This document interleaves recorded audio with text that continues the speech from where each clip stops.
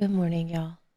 For the next 7 days, we are going through the daily devotional series, This Wasn't the Plan, Rebuilding Life Through Faithful Actions by Jackie Bledsoe.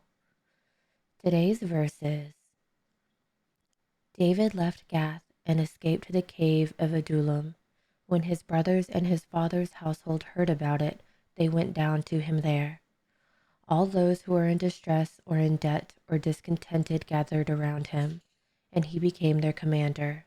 About 400 men were with him. 1 Samuel 22, 1 through 2. Our daily devotional begins. Acknowledge.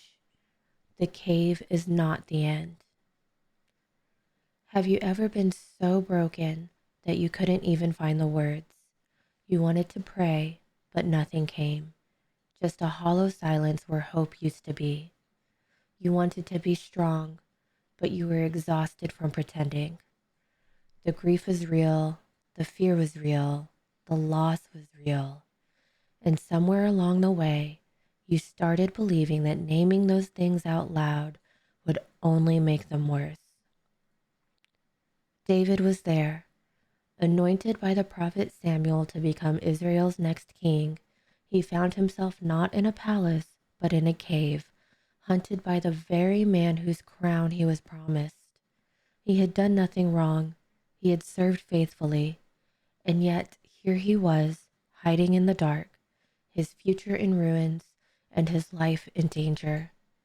In that cave, David did something that took more courage than facing any giant. He told the truth. I cry aloud to the Lord. I lift up my voice to the Lord for mercy. I pour out before him my complaint. Before him I tell my trouble. The Hebrew word for complaint here is not bitterness, it is lament, an honest, full telling of what is real. David did not perform strength he did not have. He poured out what was true before God, all of it.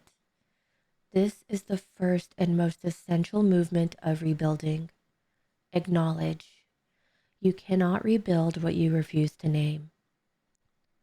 Acknowledgement is not weakness. It is the first act of faith, the declaration that God is big enough to handle your honest truth. When you bring your grief, your confusion, your fear to him without cleaning it up first, you do not push him away. You invite him into the cave with you, and that is where he does some of his greatest work.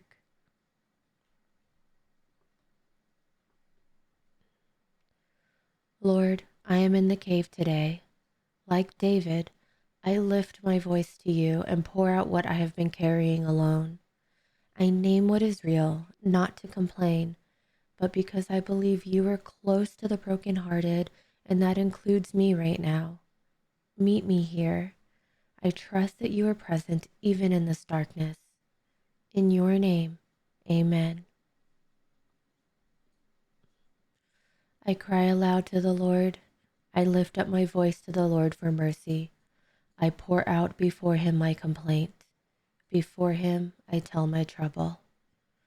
Psalms 142, 1 through 2. Thank you for joining me again today, and God bless.